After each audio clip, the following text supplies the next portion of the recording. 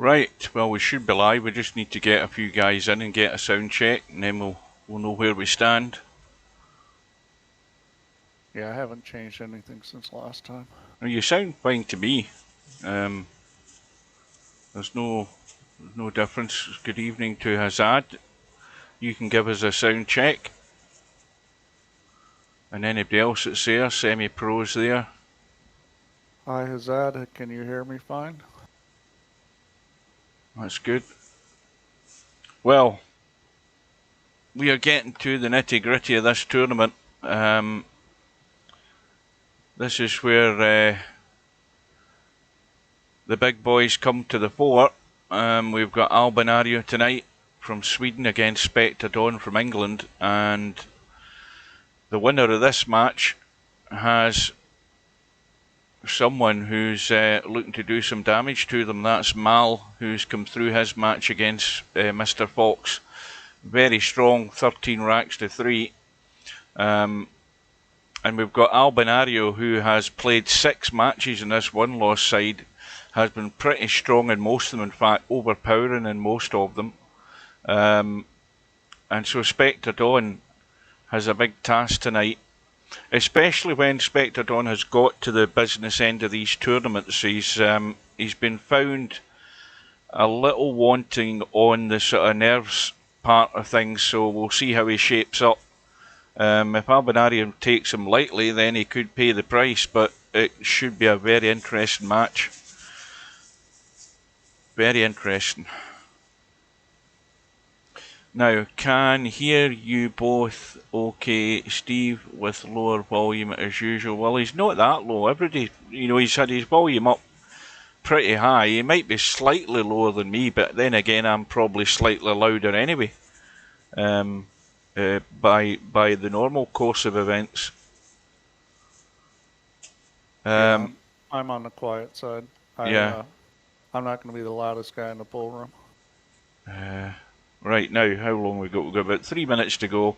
The only other thing is we have, of course, the main hot seat match to be arranged. I believe there has been some correspondence. Most of that, of course, is from Cobra to Stubb to arrange a time to suit him. Now, Cobra's a bit like me in the sense that his working day starts very early, around about 4:30 in the morning, so there's no point in setting a match for the middle of the evening US time, because that's the middle of the night his time when he should be in bed, so that's not going to happen. So the negotiations are still ongoing in that one, but it may well be Tuesday or Wednesday next week. I've already dropped a hint for that one. And then, of course, the loser of that match is going to end up over in this one-loss side for the semi-final match. So everything is up for grabs, and we expect a very high standard. Anything less than that, you're out the tournament. Yeah, I'm looking at these right now. I don't know if you guys know this, but I get all of those proposals, so I can review everything. The latest is Real Pulling Power proposed Tuesday, 3 different times, 7, 8, or 9 p.m. Now Cobra's come back and he's proposed Tuesday at 6, Wednesday at 6, and Thursday at 6. Now, these times that you're quoting, Steve, are they US time or are they UK time? They're GMT. Right. Well, that sounds reasonable enough. They're close. They should be able to get something worked out. Yes, Stubb's just messing around before he hits the button. He'll do it anyway. He'll get that arranged. I've got a quick question, Steve. Did you have a look at my message log, and did you actually find anything? Yeah, that message log was no good. It looked like the computer had been restarted. I mean, it had almost nothing in it. Nope, computer wasn't restarted. Exactly what happened. I stayed in the lobby, sent the message log, but anyway, it was weird, and it's still unexplained. Did you look at that message log you sent me? No, I never looked at it. I just sent it to you. Yeah, well, you ought to take a look at it. It's almost empty.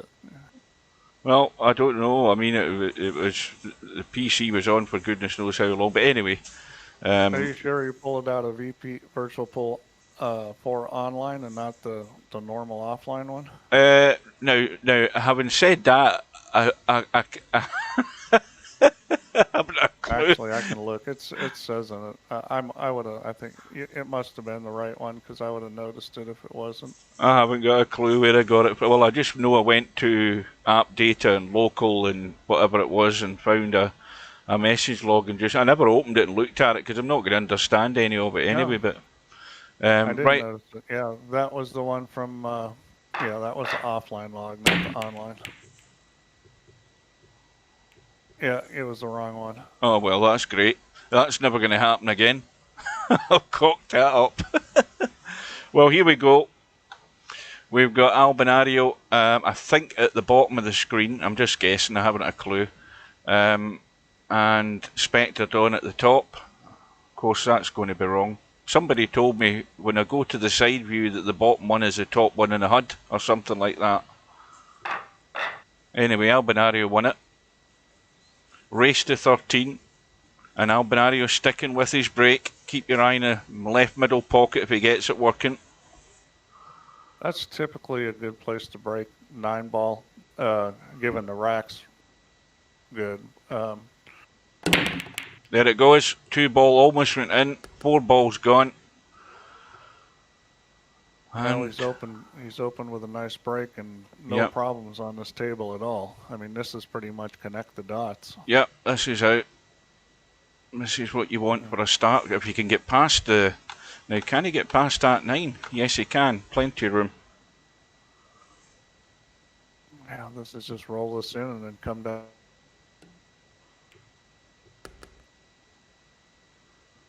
Good evening, Mal.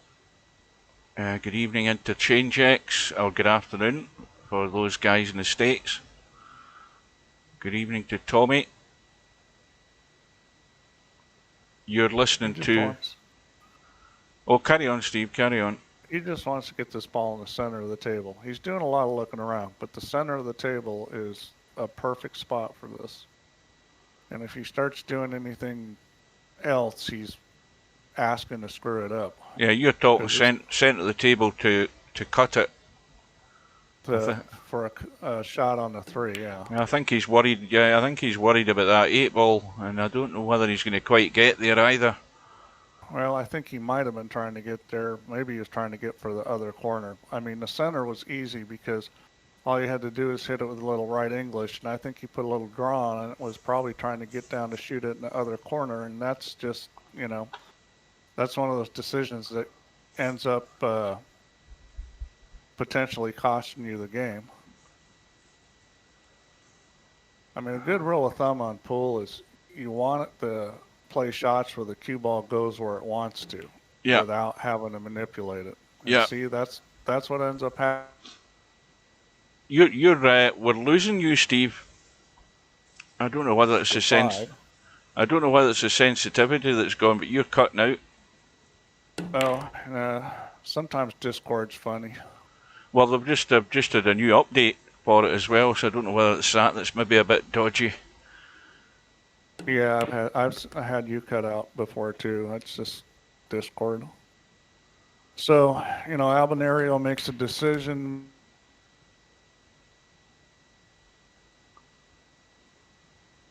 Them again.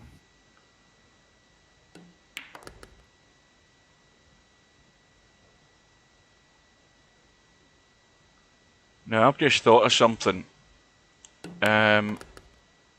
When Discord updated itself there, does it automatically do a restart, or do you have to shut it down to restart it? Because I don't think I did. I think I just downloaded the update because we're still cutting out.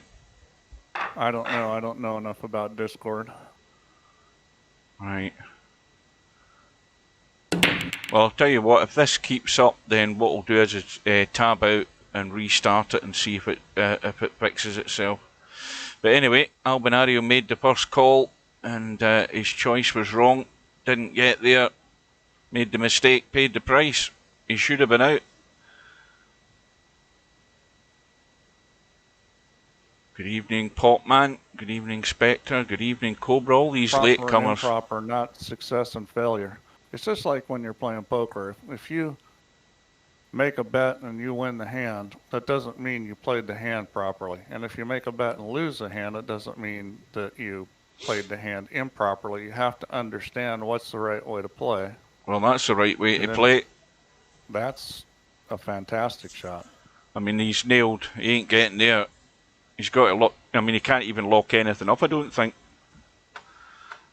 He's going to be hard. No, he can do something to try to lock a ball up, but it's not going to be very easy.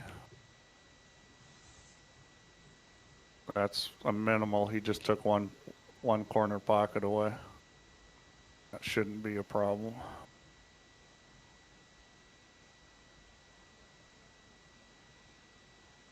But sometimes there's not a lot of options. That was a hell of a shot. Yeah. Getting him locked on the back of that 3. Welcome to Sergaresh. He's a little bit shallow on this angle, but he should still be able to get there. Well, there's. I mean, if he's coming down to the open side, that's the obvious place he wants to be. Well, that's almost there. Yeah, that's just from being a little shallow, but that's fine. He's okay. Now, in between the gap, between the 7 and the 4, that'll do nicely. Now the problem starts. I mean, the 5's fine, it goes, but it's just keeping things tidy.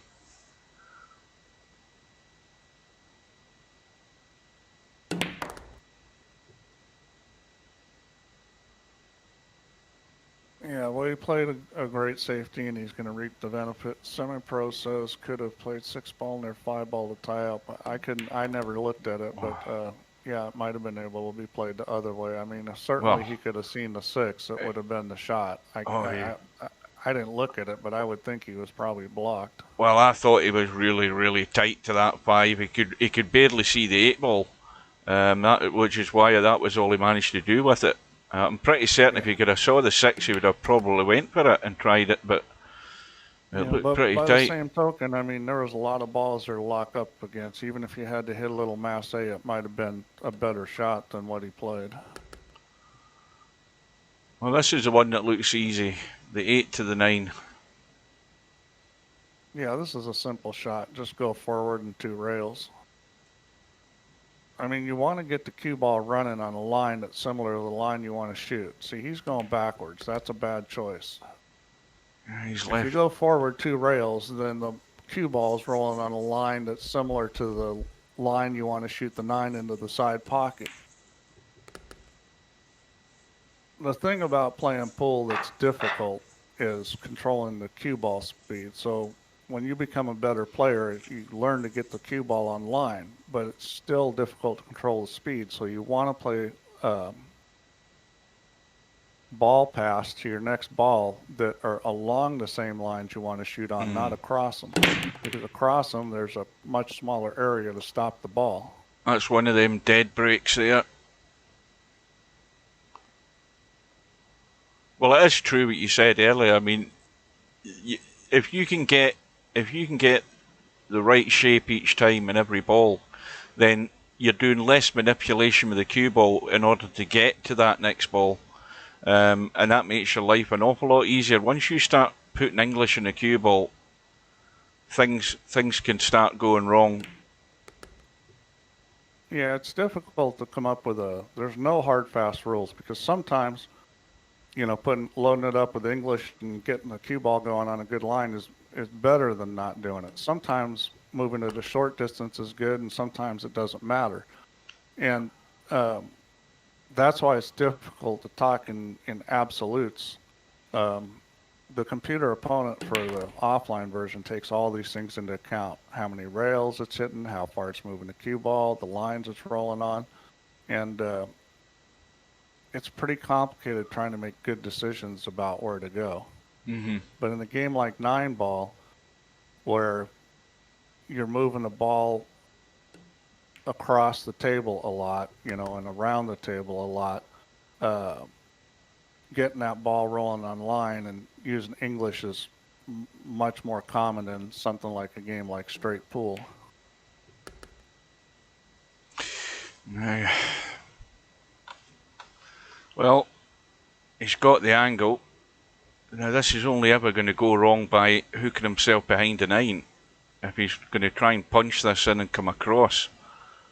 I mean, let's see where he looks like he's got to punch this in. Yeah. And he's, he went that way. Yeah. Okay, I would have gone to the other side of the ball. Yeah, you see, well, that line I was looking at is exactly the line I thought he would take, but this was a danger ball, this 9 ball. It was a big risk to get into that spot. Oops, I brought the keyboard up. How the hell have I done that?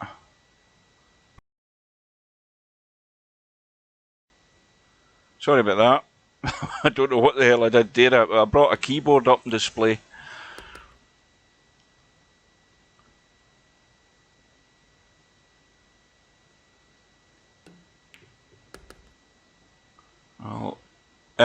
Oh yeah, I saw a message come up in the chat there, Popman. If Semi-Pro's having problems with his VP4 and his new PC, then I can speak to him. I can speak to him later. No, he's not. Right then. Well, what is it you asked me to tell him?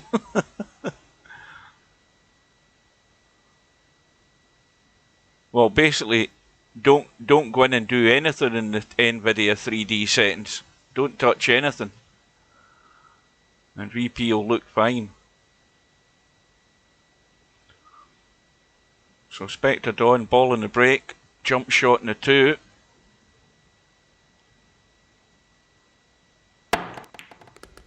Yeah, that's the one you have to leave it on. Yeah.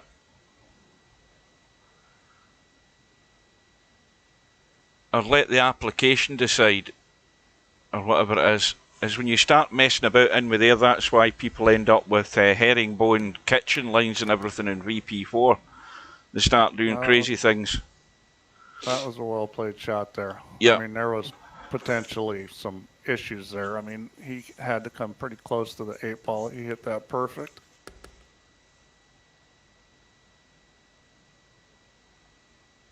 Well, this is a good way of applying the pressure to Albinario.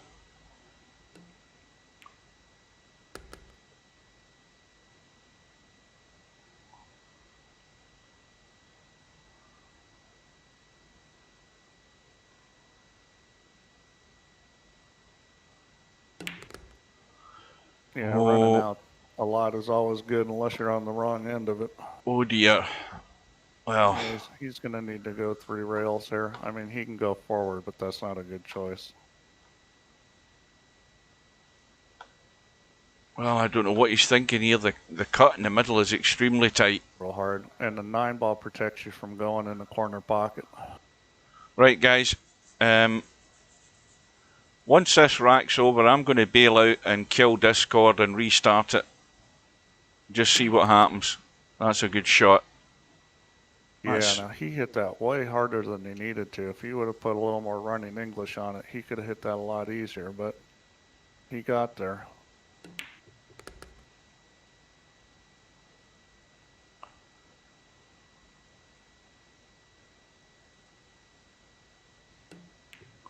Right, guys, I'm bailing for 1 minute and I'll be back.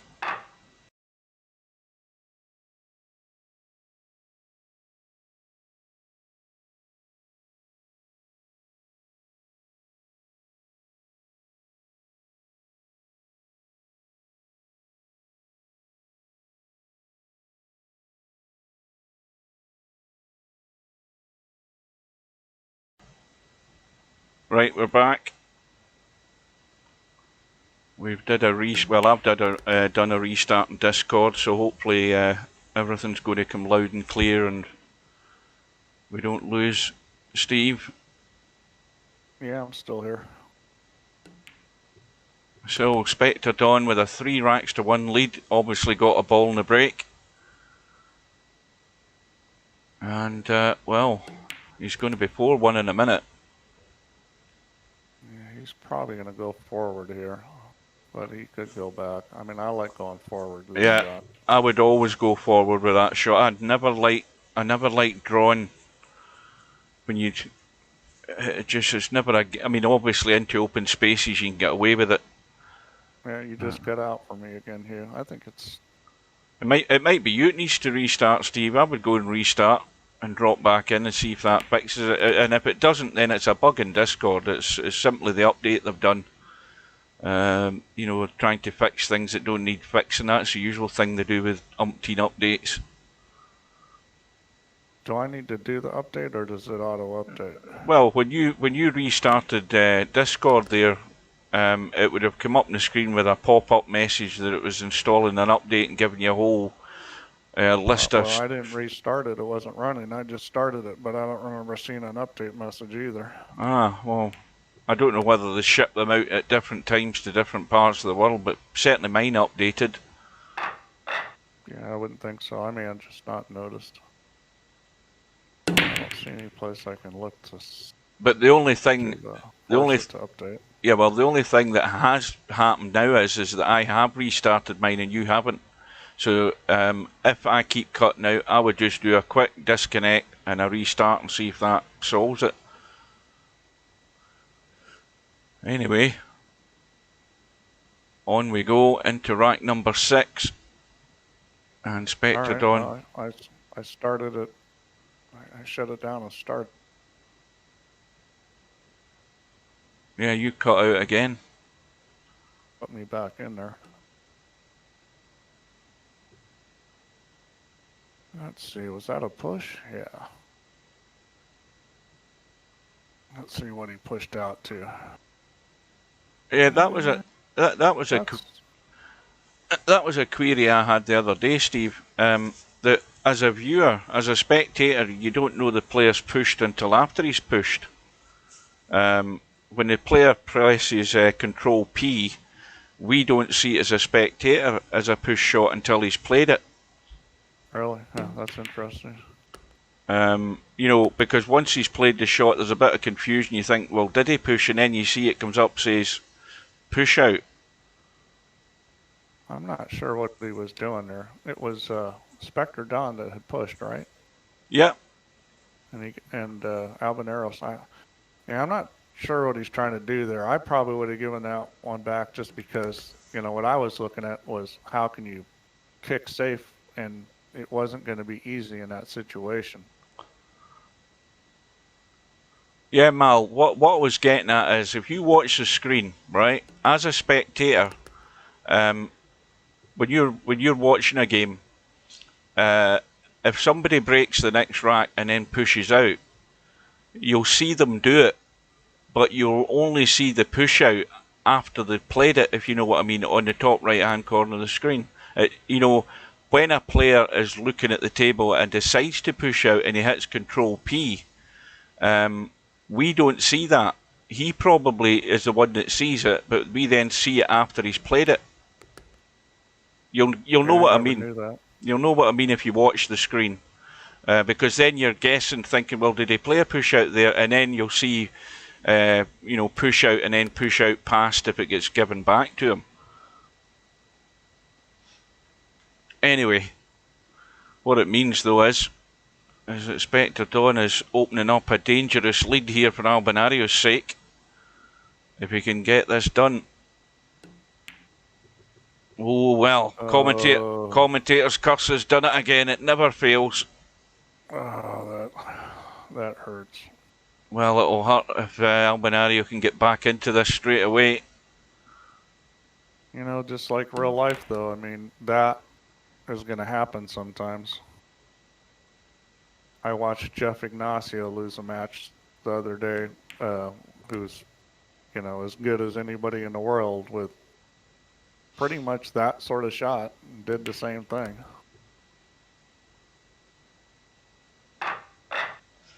Well, Spectredawn's opened the door.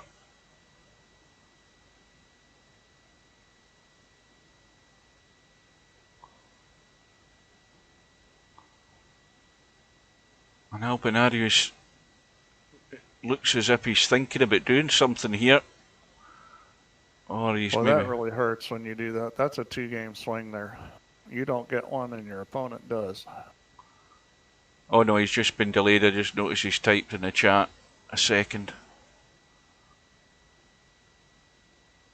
sometimes players let that bother them. We'll see how Spectredawn responds. I mean, basically, he should just be going as business as usual. Well, Albinario's not helping his cause. Scratching the this break. is a good opportunity to really lock him up. The play here is, well, that's not a bad play if you can make the 9-ball combo. I was looking at hit the 1 and bump the 2, lock him up behind it, and maybe get the 2 in a good spot. But this is, well, in real life, I would be shooting a safety, but on VP, this is probably a better shot. Well, you do know if he doesn't get this, he's going to be locked up in a minute or two anyway. Yeah, he's going to pay the price for that. Unless Albinario gets really aggressive and tries to cut across and split these. Well, the other way was guaranteed. The only thing that wasn't guaranteed is you get the 2-ball loose, but it was pretty much guaranteed you were going to have him in a really bad spot if you played the safe. Yeah, I do believe he did try it. Yeah, well, he's okay here. This safety's pretty easy. I think the only complication here is with the jump cues being so good, it's hard not to leave a jump shot in this situation.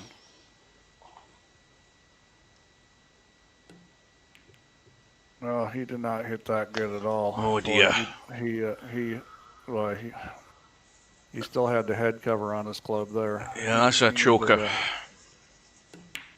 It just wasn't an aggressive stroke. He needed more speed on that. But this is the things that Spectredawn has to punish. Yeah, I mean, when you got that situation where you're controlling the speed of the 2-ball with the 3-ball, I mean, you've got the ball there. You just got to make sure that, you know, you hit it in a way that the 2-ball isn't going to move much, and you can be aggressive and hit the cue ball much harder.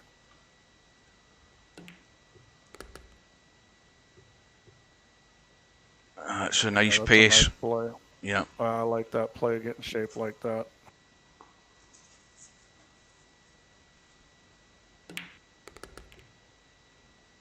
Do they call it shape over there? Not really, no. Position, yeah, well, just the same. I mean, I mean, I'll be honest with you, Mal's probably better at answering that than I am because, you know, I'm just from a snooker background and it's always position.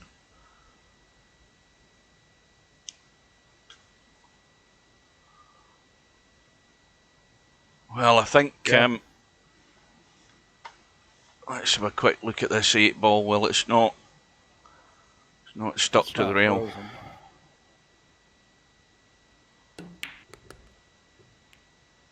Whoops. Well, this is tricky, I'll tell you.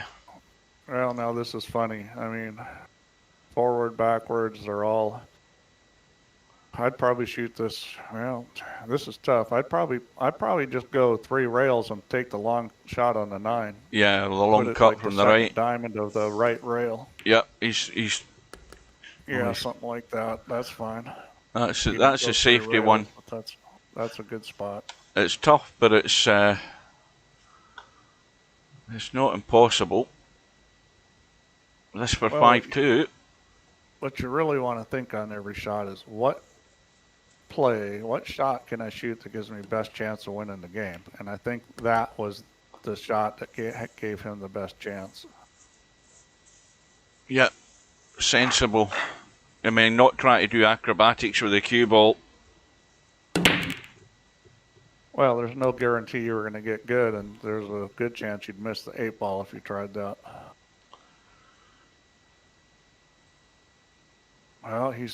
Well, that was a very good break. He's got a great rack here. He should be running out. Yeah, it's difficult to find a problem for him. Yeah, he'll have to create his own problem if he's not going to get out here.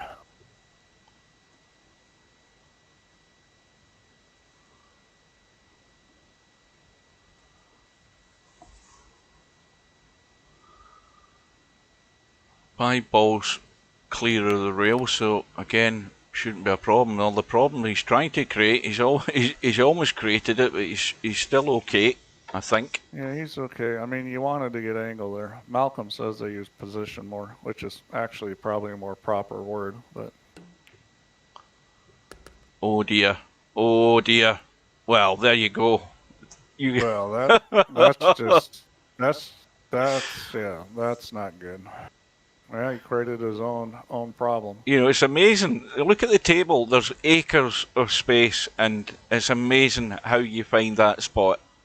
Yeah, I mean, he had to get the cue ball past the 7, but he didn't have to be on that line. He overcooked it, and you know, if you're really concerned about it, you just go all the way to the other long rail above the side pocket, because the rails will help you control the speed.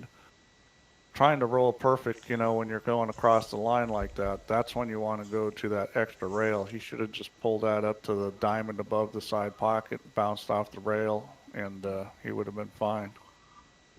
Good evening to Robert. Good afternoon.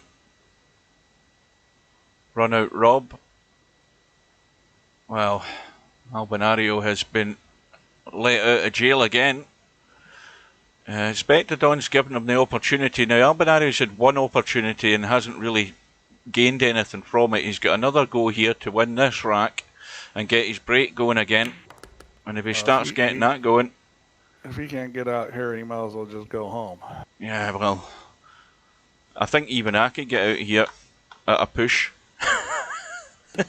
Yeah, it's interesting because, you know, watching these matches with the better players, what I'm seeing is more poor choices than lack of execution. Yeah.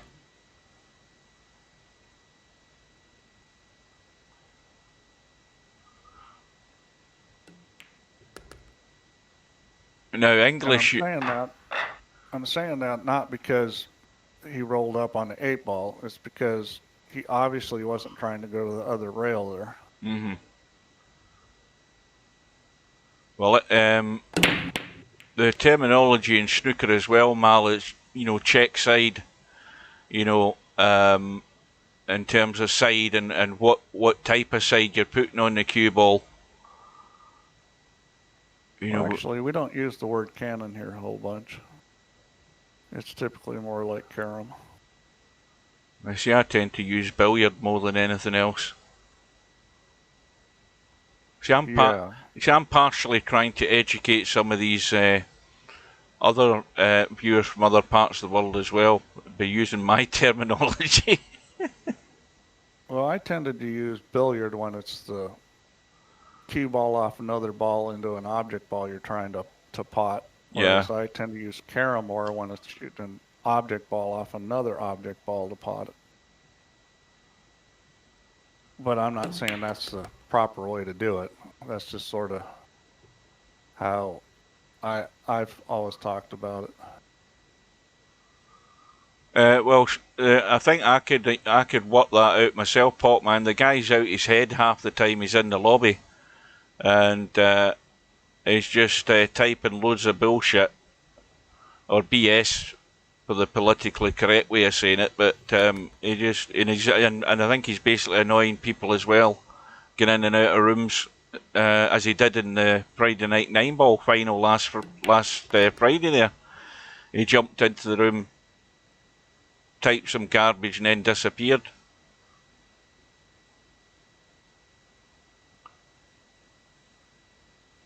He's just making a nuisance of himself. But then again,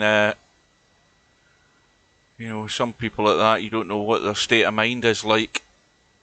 He's got a little funny here. I mean, I think the most important thing on this shot is getting in a spot where you can just stun this 5, because you're going to want to shoot the 6 in the opposite corner. And you want to make that so it's easy to get on the 6. Well, the problem's the angle he's going to have on this 6. Well, he can roll this. I mean, if he wants, he can hit this with left English and roll it and go long rail, short rail, and back. He's going to choose just to roll it this way, and the only problem with that is now he's going to be jacked up on the rail.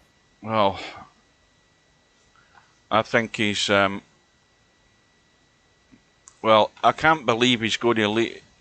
He's going to leave it up table. He's going to cut the... You know, he might leave the cue ball here and cut that 7 and leave the cue ball somewhere up here, but he's going to have to bank the 8.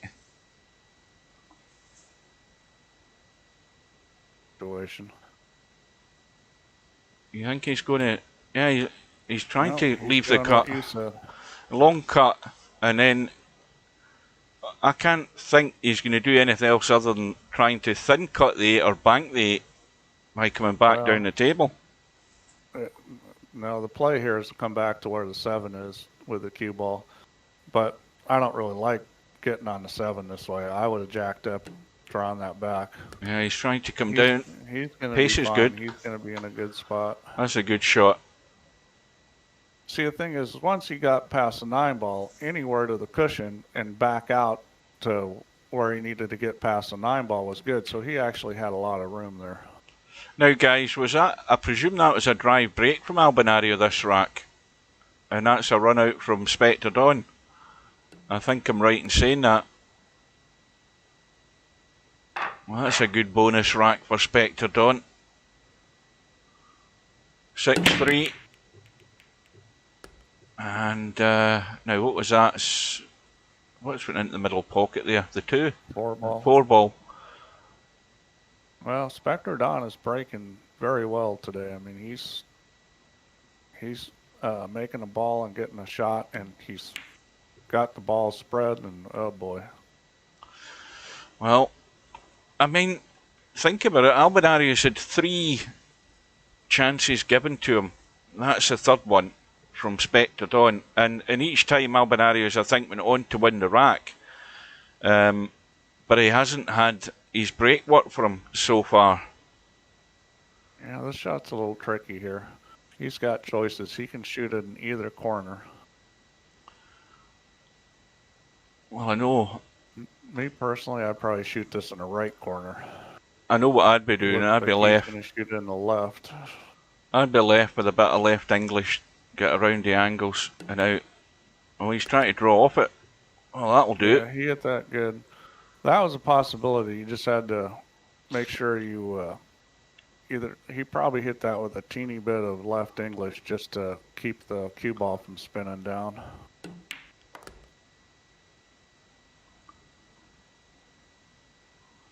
Well, that line that he had there, I didn't think he'd the line to actually just stun across. It was just soft screw across the table. It was a good shot. Well, he hit it with a little left English, I think, because that's... If you hit that kind of shot with a little bit of inside English, what happens is the cue ball reacts and draws back quicker. But the other thing is that you don't get the induced outside English from that cut. So when the cue ball hits the rail, it comes out straight. That's a very useful shot. I mean, that's a shot a lot of players don't shoot, but that's a great shot to have in your arsenal. Oh, he's risking life and limb there.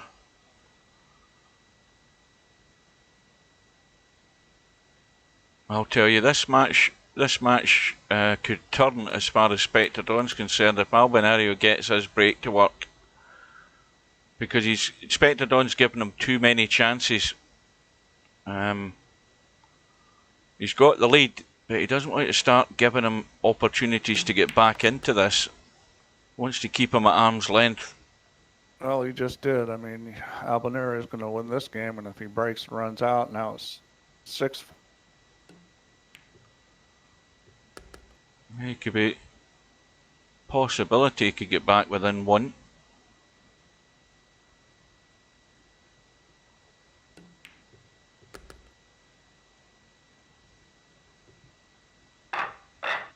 Yeah, break and run out. You know, it's as long as you're within a couple games, you're well within reach of winning this, even if it gets to 10 or even 11 games.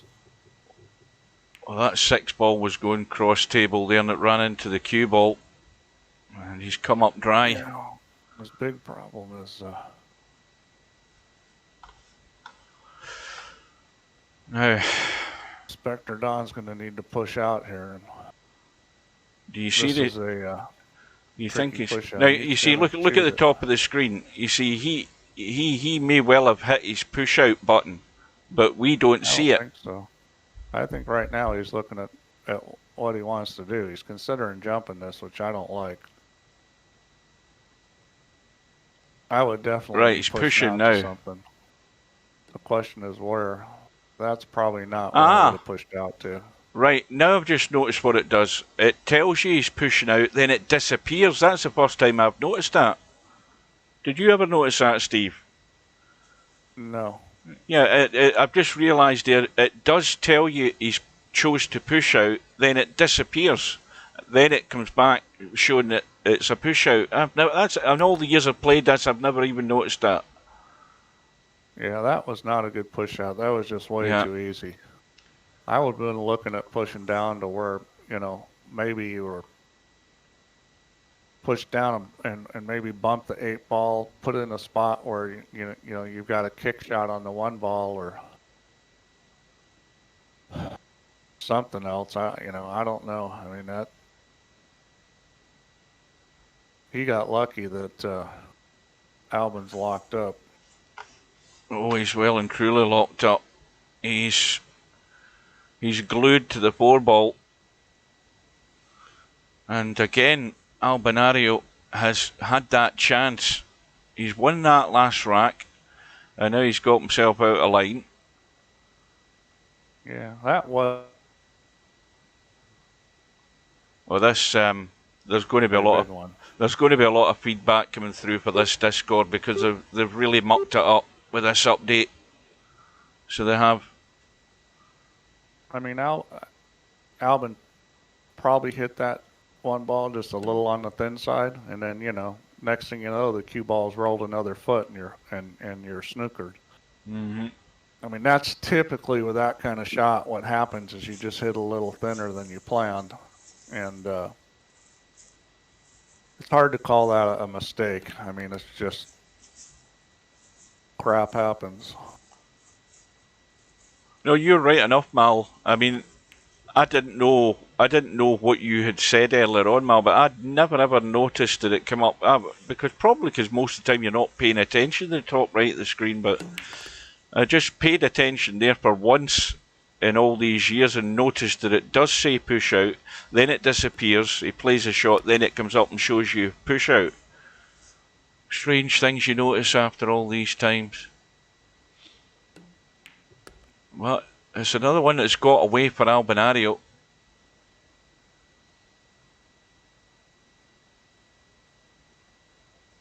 Of course, this works the other way now. If Spectredawn gets his break working and runs a couple of racks, the pressure's really on.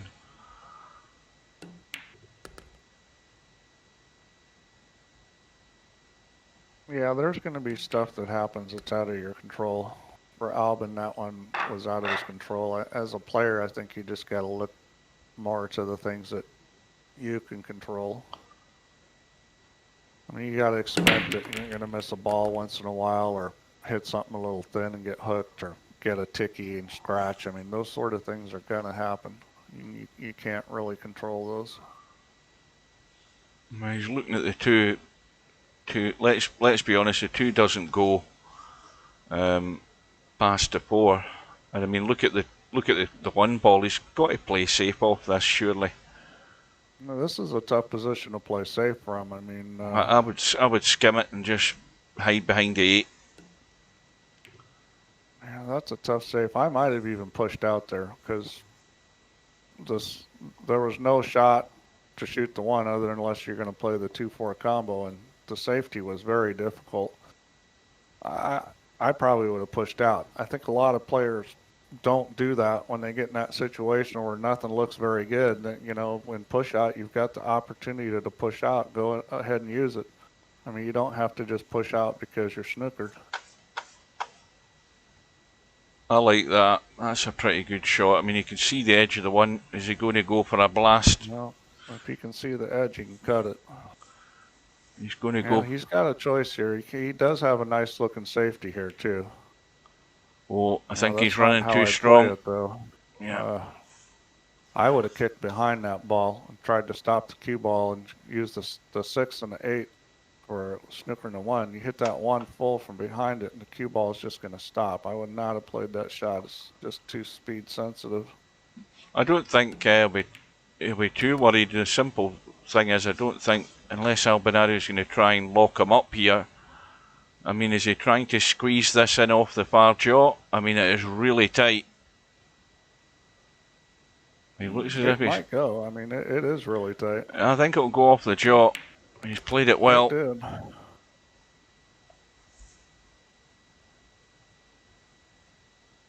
Well, if that was the case, then should have just shot the one ball in the first place.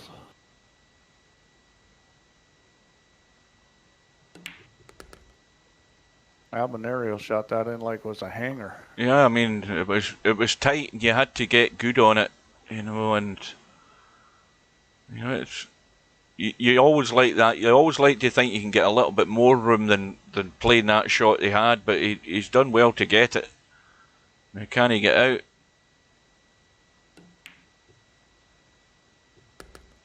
I spent years on that shot where trying to shoot by a ball, and I just shoot the object ball in the center of the pocket and hit the ball. I mean, it took me, I'm not kidding, it probably took me 20 years before I could shoot that shot. Mm-hmm.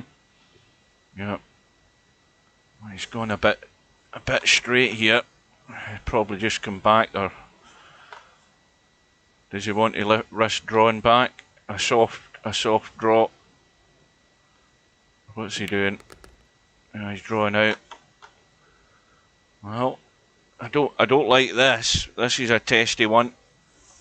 Yeah, you just want to hit this with low speed, make the pocket big, just like that.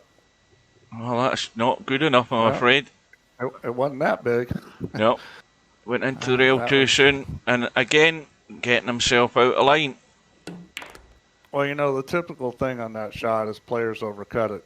It's almost an optical illusion on that shot, and yeah, that's the typical miss, is an overcut. I mean, see that shot there, I never spend any time looking at it, because I always find that your natural instinct tells you straight away the line you should be going, and that pace was fine, but you know, he sent it to the rail way too soon. I think that's a major mistake by Albinario there, not being able to get out. I think he hit over a diamond from the pocket. Yeah, that's a poor one. Trailing 8-4. It's uh-oh, that's not good. Well, I think he can get to what he was trying to do there. Well, he's going to think no problem, because he's going to cut that. Yeah, you know, things can happen though with moving a cue ball like this. And is he going to see the 3? No, he's not. I think he's going to be okay. No, he's not okay.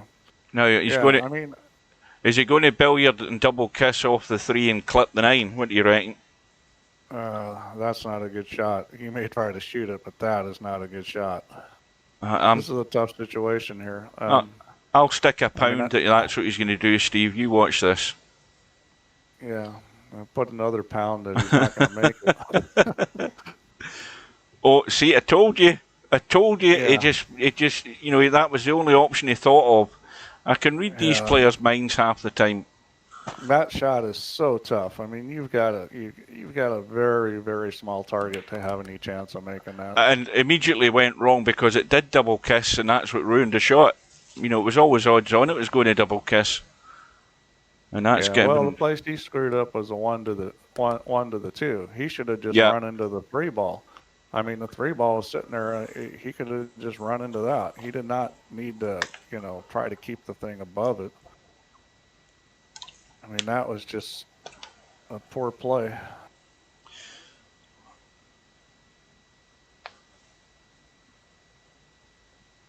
Oh, Spectredawn should be all over this. Yeah, hopefully he's shooting us in the corner. Because side pocket's no good.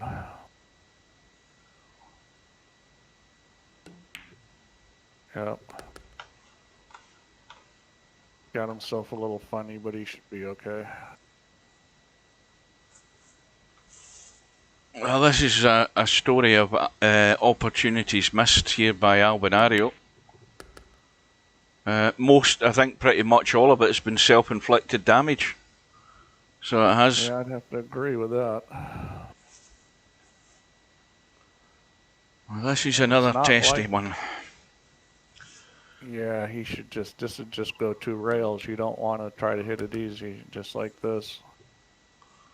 Now, it's not like Spectredawn has played a perfect match, but he certainly played a lot better than Albinario has. Well, Albinario's maybe burnt himself out of those matches he's had so far. He's been playing great. But he needs something to happen very quickly. But of course, he needs the help of Spectredawn now. And the problem now, though, is Spectredawn's 9-4 in front. He's got a comfortable lead. He doesn't need to be taking risks. He's probably a lot more relaxed than he's ever been at this stage in a tournament. And if he just keeps his head and does sensible things, the odds are he's going to win.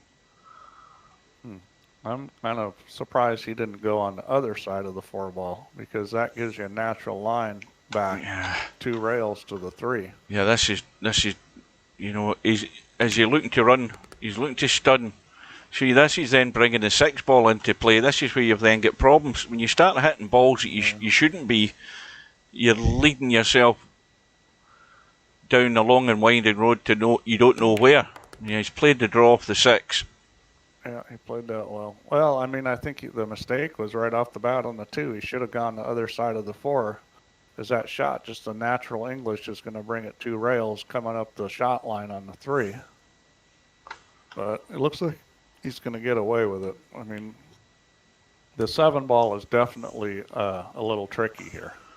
Well, I reckon. But I think he's got a good angle on the 6. He's just got to figure out how to not hit that 9-ball.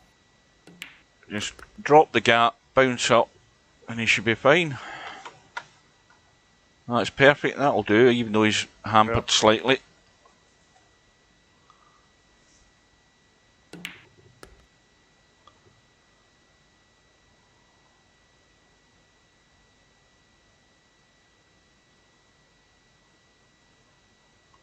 Well, Albinario's going to be pushing the boat out now if he gets a chance. Now, I want to remind you people, and some of you guys out there will remember how Albinario came on strong. What tournament was it?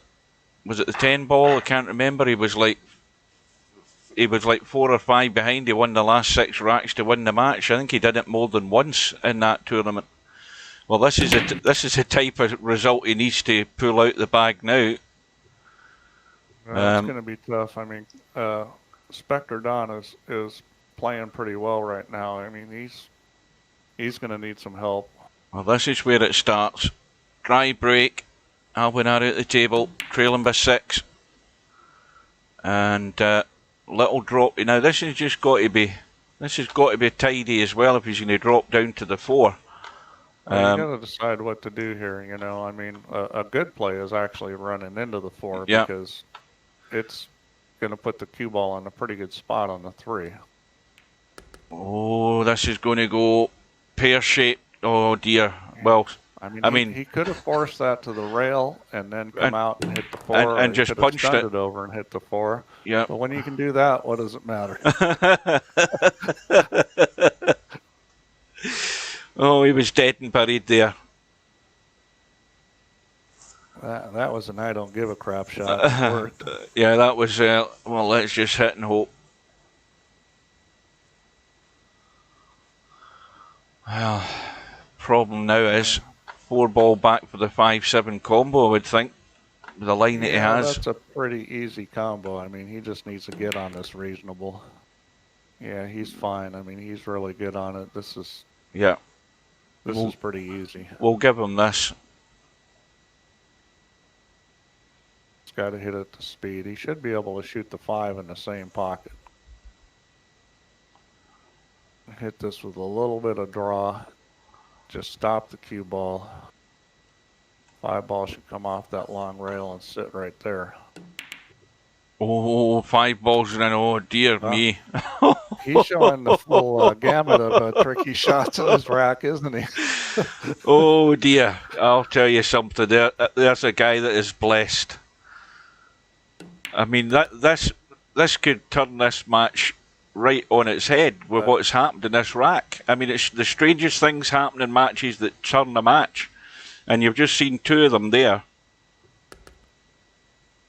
Cobra, I don't know if you mean real life or VP. I don't think they're particularly easy in either of them, but I can tell you how to really improve your combo game. Start playing a lot of rotation. that's one of the things I practice in real life. I play rotation. I play the full rack out, all 15 balls.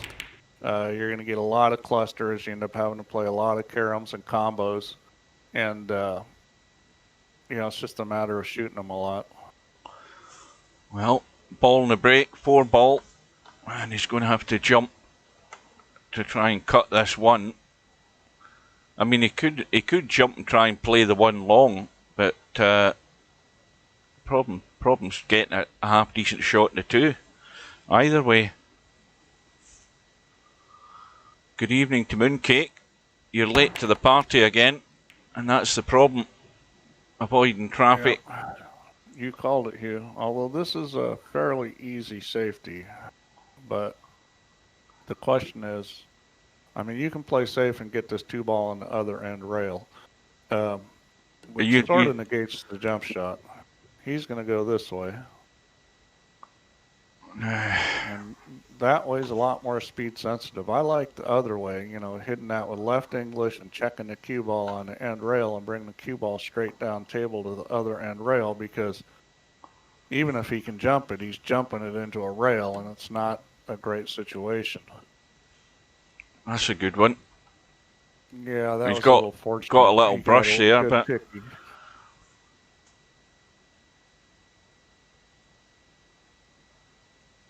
Now, Albinario, if he's going to go right side of the 9 ball as we look, he's going to obviously have to spin it into the rail and kick the 2. If he got it perfect, he'd punch the 2 up the table and the cue ball would stay there or thereabouts, but I mean... I like left side better. Left side, yeah. You need to get the 2 ball running to about like the first diamond past the side pocket. He's hit it half ball. That'll do, though. Yeah, it's not bad. I mean, that way it was harder to get the cue ball to stay down there. But he came out of it pretty good. I think he's going to be locked up here, though.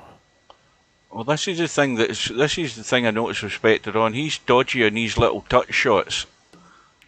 So he didn't like to play the little one there, but it's an easy. In fact, Albinario, let's have a look. Albinario's going to try and pot this. Well, he put a lot of English on that, and he ended up coming up short. He wanted to go behind that 9 and 6. Yeah, a lot of times with those shots, it's better just to not use English and use the slice of the object ball you take to determine your line.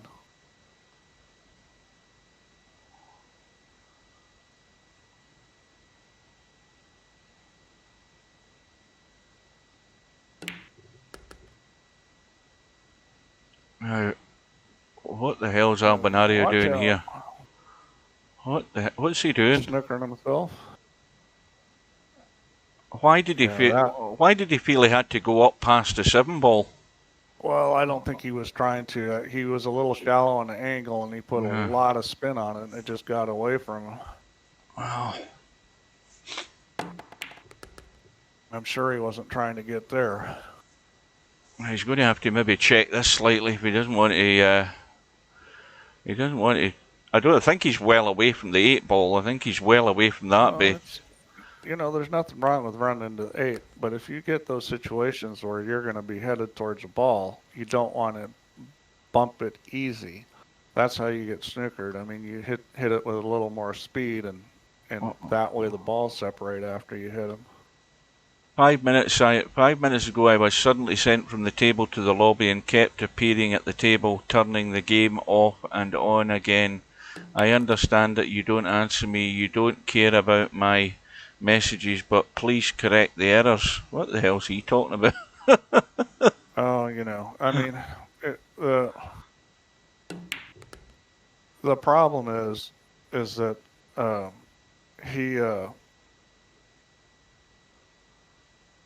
he's had some connection problems, and I've told him that the issue is local, and I've told him some things he can try to do, and I'm a liar. That's not what's happening. It can't be that. So, I don't know what to say to people after that. Where does this guy come from? Is he from a far-flung country? He's Turkish and part of the issue in trying to communicate with him is he doesn't speak English, so he uses Google Translate, and Google Translate does not deal with Turkish well, so it's very difficult to understand his messages.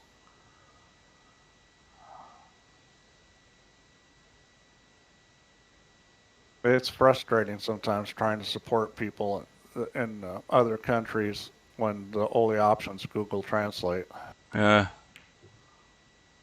Well, where's this cue ball going? Where's this cue ball going? Where's it going? Oh, there you go, Albinario. There's your... I mean, there's a fifth free... has to be five. 5 free goes for Albinario here. And he's back to within 4. He's got another chance.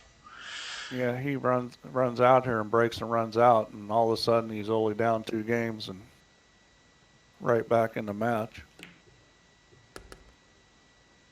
I bought a mod map for Eurotruck off a Russian guy who's been making the same map for years, and he updates it every so often when they bring out new versions of Eurotruck. And I spent about an hour on Skype using Google Translate and a webcam, and I bought the map off him. I had no problem with dealing with a Russian guy, so a Turkish guy must be a doddle. Well, you know, I'm not going to blame it on being Turkish, but everybody's different. I mean, well, if he's cultural things that are cultural stereotypes that can show up, like with Russians. I've dealt with a lot of Russians, and they tend to think they know everything. But you know, they are typically very smart people and very capable. So every place is different. I'm not going to blame it on him being Turkish. Basically, he's being kicked to the lobby, or he's getting kicked out of the game every so often. Well, that's not the problem with the game. The problem's his connection. That's the obvious thing, because nobody else is getting the same thing.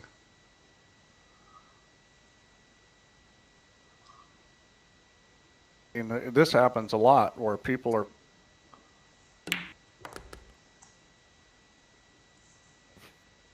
been disconnected and reconnected.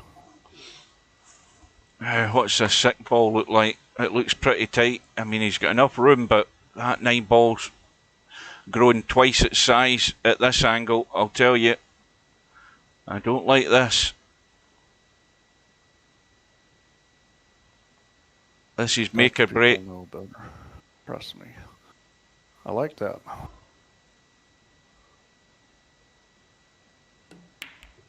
Oh, he's played the combo. Yeah, that wasn't a bad play. It was pretty guaranteed. So now he needs to have a good break and get rolling here. He does not want to let Spectredawn have a chance at the table at this point. Back to within 3. And that's another dead. Oh, he's got a ball though. He ain't got a shot. Well, this is where, you know, this is a tough push out. I would be pushing out to a jump shot here almost for sure, or some kind of kick shot, because where that 1 and 5 ball is, there's no open area that you can push that's any good. Mm-hmm.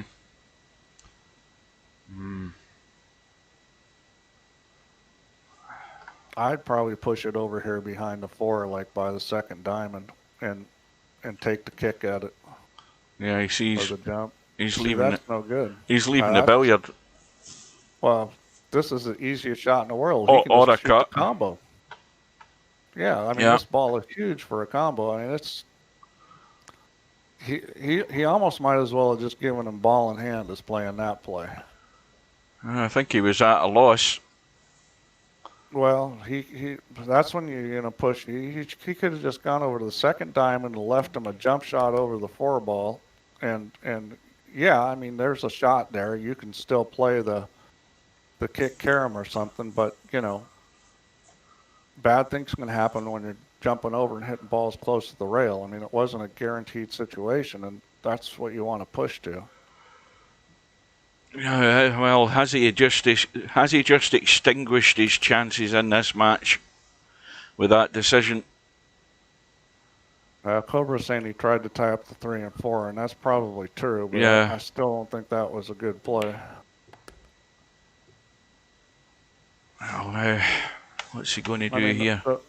The problem with that tie-up Draw. thing is you're basically saying, I'm screwed and there's nothing else I can do, because with the tie-up thing, even if you get it tied up, the other guy either can move those balls and get them open, or he can get himself in a spot where he can play a lock-up safety on you, and you know, there's not that many times where you're going to get them in a place where you don't have one of those options.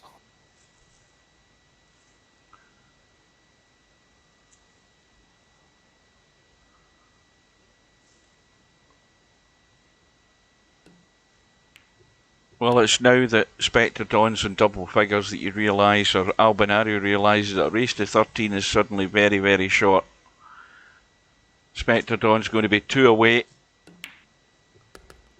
Last chance saloon very shortly.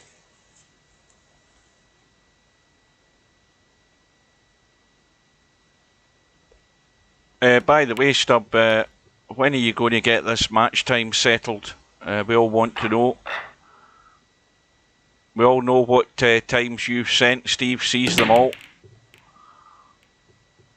So I would get it arranged ASAP. Thank you very much. Dry break. Albinario with a shot. Well, yeah, suddenly Spectredawn's break is not working. I think this is definitely the last chance saloon. It has to. Everything has to turn on its head right now if Albinario is going to escape here. I'll never say it's over till it's over, but if he's down 12-7, it's pretty close to over. Oh. He just got a little funny here. I think he's still okay. Well, this is testy either way. I know what I'd be doing. I'd be hiding. I'd be chickening out. Easy to bank that in towards the 9 and run for cover up table. He's gone all out for the pot. I would have probably done what he did, shoot it. And do that. Well, I mean, I'm not sure why he was hitting that ball with the English. I mean, he could have got to the other side of the 5 ball and gone, you know, around the corner there.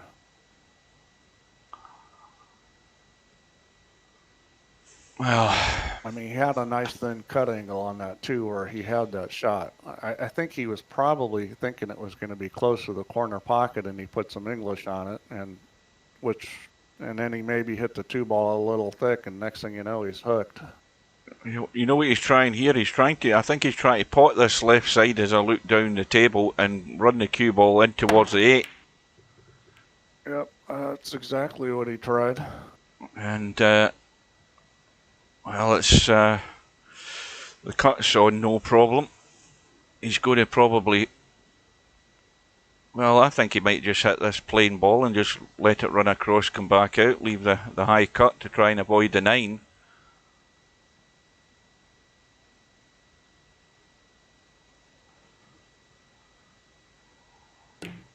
Oh, he's running it with pace. Now, I don't know whether that was the right side to be trying to get to. Well, no, actually, I'm not sure the combo there. That 4 ball doesn't go. That is, or if it goes, it's very tight. That is extreme. That does go in off the job, believe it or not. There's room to do it. You've just got to get it right on the line. That's similar to the Albinario shot.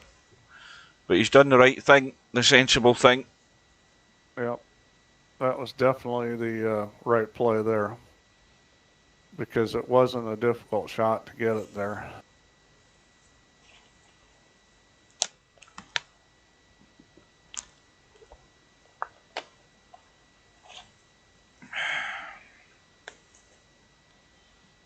Now let's see if you can figure out how to get a safety out of this.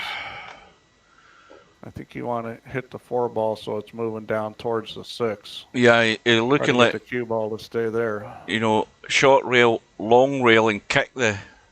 You're trying to find a line to kick the 4, like you say, Steve, and push it up towards the 6. It looks like it from this line. I don't know whether that. You need to convince me that he's trying to roll onto it, keep it safe. Well, so I don't like that, because now you're real close. I would have tried to hit that 4 ball up table. He hit it on the perfect line too. Now, is Cobra going to try and dink in behind the 9? and leave the 4 wide open. That's the shot here. Just put him on the 9 ball. Well, you've got the 6 up there for some cover. The thing you got to make sure of here is you're not pocketing the 4 ball in the side pocket, locking yourself up. I think the way this is sitting, he can hit just before the side pocket and get it to roll up on the 9. That'll do it. Oh no, it just squirted through. It's just squirted through the gap. Well, he didn't hit the 9. I mean, in that kind of shot, the only way you're going to be able to control the speed is to bump the 9 ball. He just got the cue ball going on the wrong line, and he did not bump the 9 ball.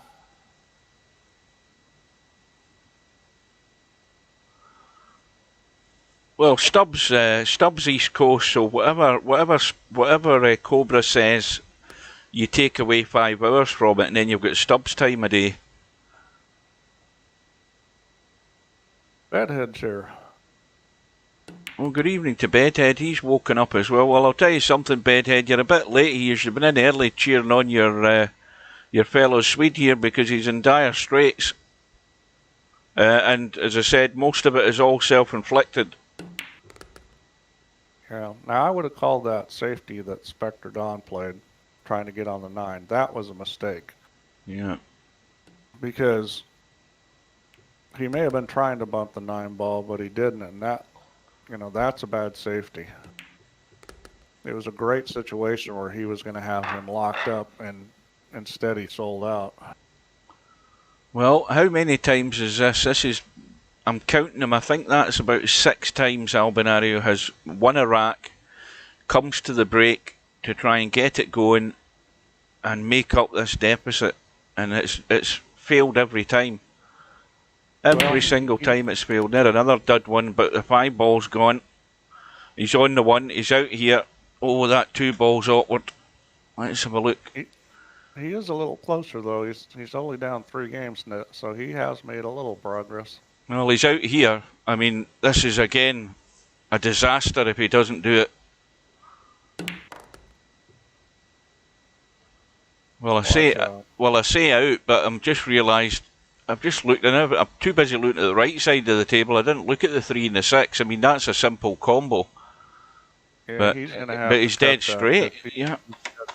I mean, it's still a ball you're going to make. It's just a question of hitting this in a way that you get a shot on the 3 ball. Yeah. Because you've got a choice here. You're either going to hit this in the center of the 6 or slightly on the right side and leave that 3 ball by the corner. You're going to hit it on the left side of the 6, and the 3 ball is going to come out and come off the end rail. So you got to decide which way you're going to play it and where you want to put the cue ball. Yeah, that's a great shot. Yeah, and that's a good way to play it. Now, the vital one, well, there's 2 vital ones. First one's getting good on the 4. Next one's getting good off the 7 onto the 8. Just when it all looks so simple the way this table's set, it looks so simple. You've only got 4 balls. How much trouble can you get yourself into? Well, it's a little tricky getting this right angle on the 7 ball. This is yeah, he's in trouble here because he's got way too much angle. Now, you can hit this with a little soft inside hit. It's a lot of spin and soft. Yeah. That'll do it. Played it well. Played it very well.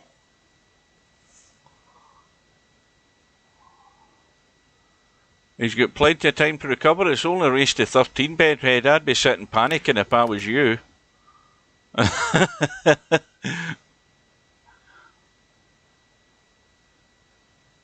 Spectredawn's made a couple mistakes, and Albinario's been able to take care of them, and all of a sudden we've got a match here. Well, strange thing as it is, Spectredawn might start to tweak a little bit here. Even though he's still 2 racks in front, and that's the thing he needs to remember. You know, he's 2 in front. He doesn't need to be taking risks.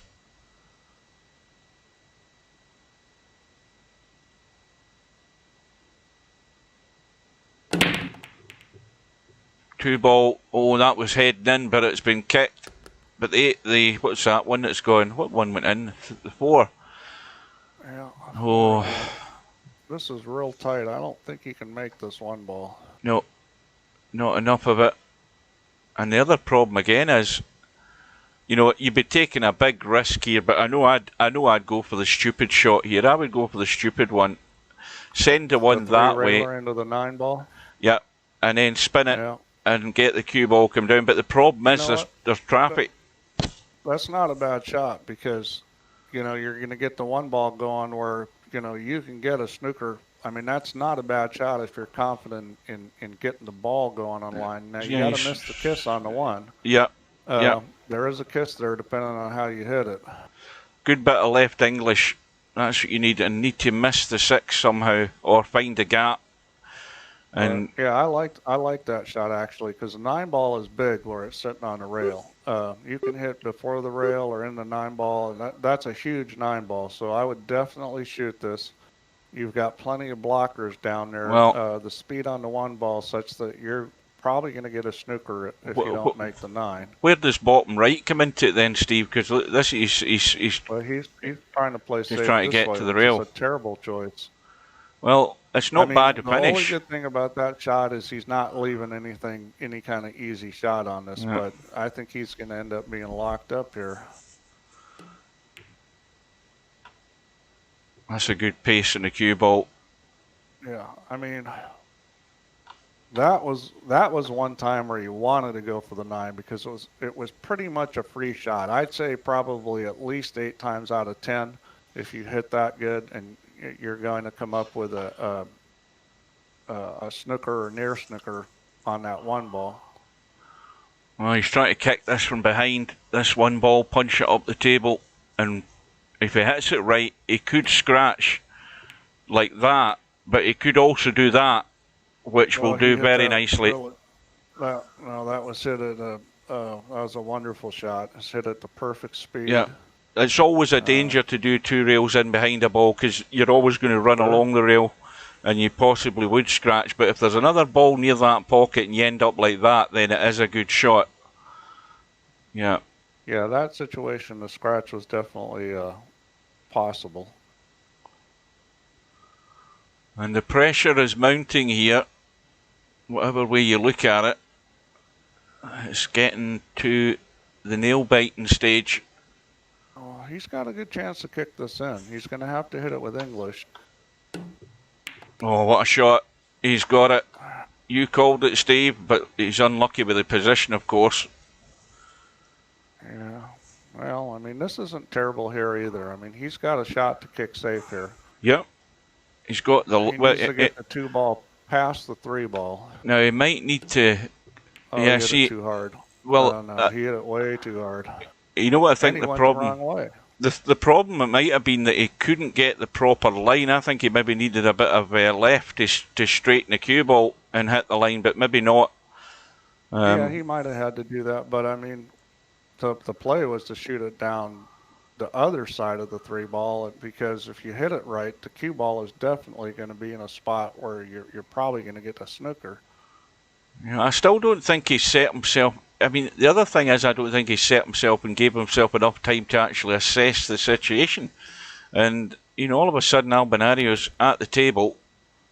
Again, the problem... Where's the problem going to be? Is it going to be a straight 5-9 combo? I mean, that is not difficult if you can get good. Is he just going to come straight into the gap? He's not got the line there, but he could end up running. Yeah, this is a little tricky here, getting on the combo. This is a big shot. I think he can draw this back. Hit this with a little draw and a little bit of right English so that the cue ball grabs real fast. He's going to go forward. I would rather... He's looking for the gap. He's got the gap. He's got the gap. So that's a good shot. Again, with this shot, you look at the line. The line of that 5 ball has to just clip that 9 to give it every chance to go in. You don't want to hit the 9 half ball. It's a big pocket, but it's not a huge pocket. He can't hit right. Well, he's gone for the 5. Well, I don't know. Wow. I don't know that was the right idea. I mean, I thought that was 5-9 every day of the week. Yeah, I did too. I'm kind of surprised he did that. I don't know what the hell. I mean, what's he going to do here?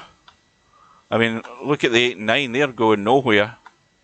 Well, Now, he can make the 9-ball. if he gets in the rail, he can kiss it. You go rail first into the 8, and Yeah. you're going to have to put a bunch of right English on it. I mean, the shot's there. Yeah. The pocket's big enough, it'll go. Now, that's what he's going to be doing. I mean, he's just going to be rolling straight to the rail as close as he can get. Himself an angle.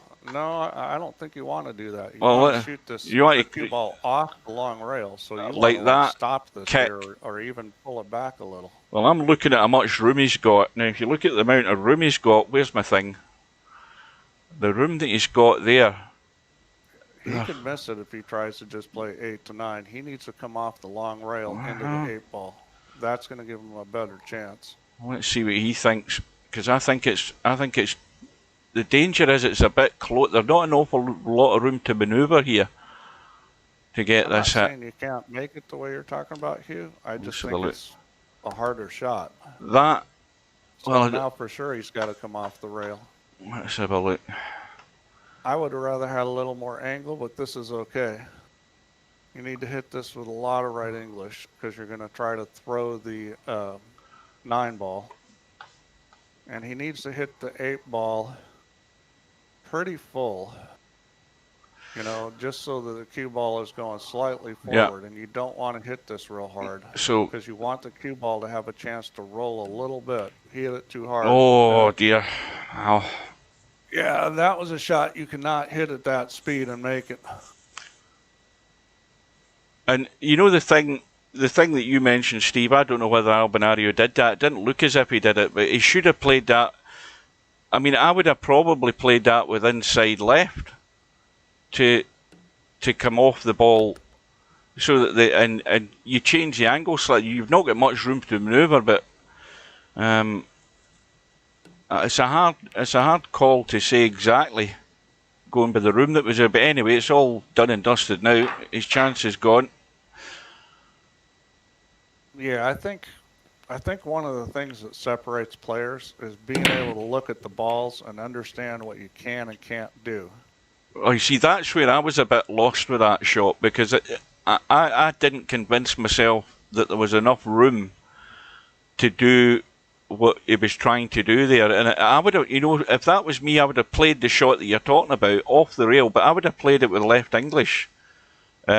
I don't know why, but my instinct would have told me to do it. Whether it would have ended up any better than Albinario's, I don't know. I just don't think there was that enough room to do it. But well, you needed the right English to help throw the 9 ball in. You know, and you needed the cue ball to start rolling just a little after it hit the 8, so it would go forward just a teeny bit. And to do that, you could not hit it very hard. You know, I mean, if you're not sure about those kind of shots, then the next thing you should be thinking is, well, how do I play safe in this situation?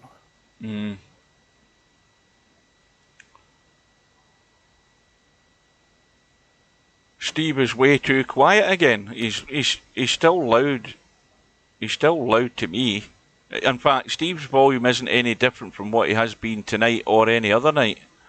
Oh, I might have moved the mic a little there. Oh, he's loud now. Yeah. Yeah, I might have moved the mic. I took a phone call. I put on mute. I had a phone call come in. Yeah, I think that's a big separation on players, is little things understanding line of the cue ball. Like if I just hit this object ball and I'm doing nothing with the cue ball, I'm just rolling it, what's the line going to go on? Mm-hmm. And if you know that really well, then you can adjust off it. When you're kind of like, well, I know it's sort of going this way and around these rails, then it becomes very difficult to play precise position because you don't fully understand where the ball is going. Right, but you're that's what it is required to play really great pool, is you've got to understand where that cue ball is going. Yeah, aye. I mean, again, you're talking about where the cue ball's going just in its natural path. You know, this doesn't involve English yet. Yeah, because that's the basis of what you work from, is you work from the natural path, and then you say, well, okay, if that's not what I want, how do I modify that path? But if you don't know what the natural path is, you have, you know, I mean, no is a bad word, because it's like, well, do you know 60% or 80% or 98%? I mean, the better players know that path very accurately, and the players that are good players but not great players typically have a pretty good idea where it's going, but not really sure exactly where it's going. When you play games like 15 ball where there's a lot of traffic on the table, then what ends up happening is you start seeing who can really play, because when you have to move the cue ball through a lot of balls, you really got to know where it's going to go. Yeah, I mean, that's probably, I mean, and again, you know, I'm no expert, but I know a little bit to know that a lot of players in VP, and I've seen a lot of tournaments and a lot of tournament matches, Friday night, 9-ball and whatever, and I see the same mistakes from a lot of players all the time, and it tends to be they want to impart English on a ball to get the cue ball somewhere where when you look at the shot, well, the cue balls go in that direction anyway, and they start doing things with the cue ball when they don't need to, and it's all to do with seeing. I mean, I keep talking about visualising a shot. That's one thing you should be trying to do. Visualise where the cue ball's going. If you see the line it's going, where you're going to be hitting the object ball, whether you're going to hit it left or right side, cutting it into a pocket, and then you follow the line that the cue ball should be taking. And if you can visualise that ball's taking a path that's getting you more or less where you want to be on that next ball, then you don't need to do nothing with the cue ball other than get the pace right. Far too many players in VP4 think it is spectacular to put loads of spin in a ball and do, apart from, going in a high trapeze and bouncing off the lampshades and everything else. They want to look spectacular when simple and the laws of physics will get you there. Yeah, that reminds me of a conversation I had with Dennis Okoyo. We were talking, and I asked him how he played with Marvin Manalo, and he says, we play even. I cannot give him any weight. And I said, well, how do you play with Roberto Gomez? And he says, oh, he needs weight. And I said, why? And his answer was, he's too fancy. Yep. Yeah, he looks pretty, but he can't get the job done. So he needs to get weight. Yeah, gets himself out of shape. But as I say, that's the biggest fault with most VP players. Is trying to be fancy when they don't need to be. Yeah, well, the biggest problem with pool players in general is they use draw too much. Mm-hmm. Well, this is an interesting situation here with the 6-8. Yeah, because the 6-8 ain't going. Well, the 8 does not go, and you cannot throw this in, I don't think. I mean, let me see if they're frozen. Well, they are tight. Well, they're not quite. They're very tight. Well, that's as tight as they go in VP. You might be able to throw this in, but I would not plan on it. That's a huge throw in a very short distance. I would never try to throw that ball in. They don't go any closer than that in VP4, Steve. That's as close as they ever go. At least, not with the game on the line, I wouldn't shoot this. Actually, I don't think I'd ever shoot this because it's just... What about trying to just nudge it into the 7 and get really lucky and bring the cue ball in behind the 8 and 6? What about that one? Last chance saloon shot. Well, what you got to be asking yourself, if you do get to the point where you have a shot on the 5, is how are you going to play safe with that 6-8? Because that's... He's trying to just push it to the rail. He's left the bank. I mean, that's still a good shot in the sense that, I mean, it's, he's not left anything simple as far as dealing with the 6. I mean, the 6 is still to be dealt with. So, I mean, leave the bait there for Spectredawn. Let him do the damage because he's unlikely to come out of this a great deal further ahead, I would think. Yeah, well, the problem with the 6-8 is if you try to play the ticky on the right side of the 6, it's pretty close to kiss with the 8 ball coming back off the end rail. And so I wouldn't want to shoot that shot where you hit the right side of the 6 and try to bring the 6 ball off the long rail and get safe with the cue ball down table. I don't like that shot or the way it's sitting. You know what I think? I think the first chance, that looks not a bad line. And that'll... Well, I think that's forced Albinario into maybe... not Albinario, maybe Spectredawn. Maybe trying... Well, this is a shot right here. This is a game winner or loser right here. What about that line? you've got a chance to make the 5-ball and run into the 6-8 here, and he's got a cut. Big. I would be shooting that. Big pressure shot. I mean, again, knowing me, I would chicken out and I would play to miss the 7 and run and really get a good shot behind it. He's gone all out for it. Oh boy, that's a terrible shot. There's the fatal mistake. He's opened him up. Or has he? The thing was, he didn't need to hit it that hard, and then, I mean, you've got to be, the line to that 6-8 where that 5-ball was sitting was really pretty easy. It was a very natural shot. Maybe needed just a little bit of left English, and boy, he just rammed that thing. Right. Well, Albinario is going to have to do what I just showed there. He's going to have to cut it inside. He's going to have to This is a tough combo because you've got to cut this really thin because that 8-ball is going to want to throw into the end rail. Yeah. You've got to hit this 6-8 combo a lot thinner than you would think. I can't imagine he's not going to be playing the 6-8 combo here, and the mistake here is hitting the 8-ball into the end rail. You've got to cut this really thin. Yeah. He's tried it with pace. The cue ball scratching, and it's game, set, and match for Spectredawn. That was his last move. Hugh, was that 8-ball overcut? Well, that I don't know. He hit it too fast. I'd need to look at it in the rerun. He hit it too fast for me to actually absorb what he actually did. That might have been overcut. Under, says Larry. It was still under. Yeah, I mean that's the problem with that shot is you've got. I mean, he cut it a lot and it's still undercut. Well, he's going to have to pin. He's having to spin this out a wee bit. He should be fine. I just learned something the other day on that same combo. Jeremy Jones was commentating something. He said, "Don't try to use English on that to help it." And boy, he was right. I'd never realized that. Well, Albinario made his one last move that cost him, and Spectredawn has come through.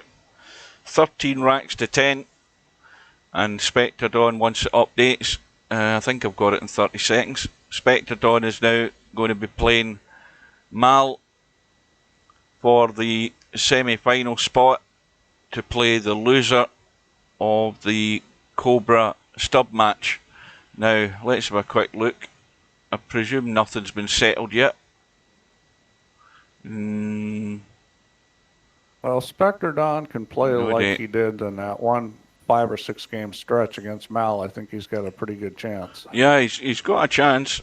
And I mean, Albinario, think of the chances Albinario had tonight. 5 or 6 times where he could get himself back into the match. He had a little bit there at the end where he got it back to double figures, but all those earlier chances were all thrown away. And in the end, that's where he lost it in the early part of the match. So that's it, guys. There were a lot of mistakes on both sides there. I mean, that was many mistakes by both players. We're down to... Albin made a few more. Yep, he made too many, and Albinario is going to have to come back next time. Spectredawn marches on, but he marches on into deeper trouble. He's got Mal, who has a vendetta ahead. He wants revenge, but he's going to have to take out Spectredawn to do that in the first place. When that's going to happen, we don't know yet. Thanks for watching, guys. Thanks for Steve's company. And whenever these matches are up on the bracket, I'll make a note of it, and hopefully you can join us again. Yep, thanks for having me, Hugh, and look forward to doing a couple more of these before this is over. Yep. Cheers. Thanks again, Steve. Cheers. Take care, and good night. See you again, guys.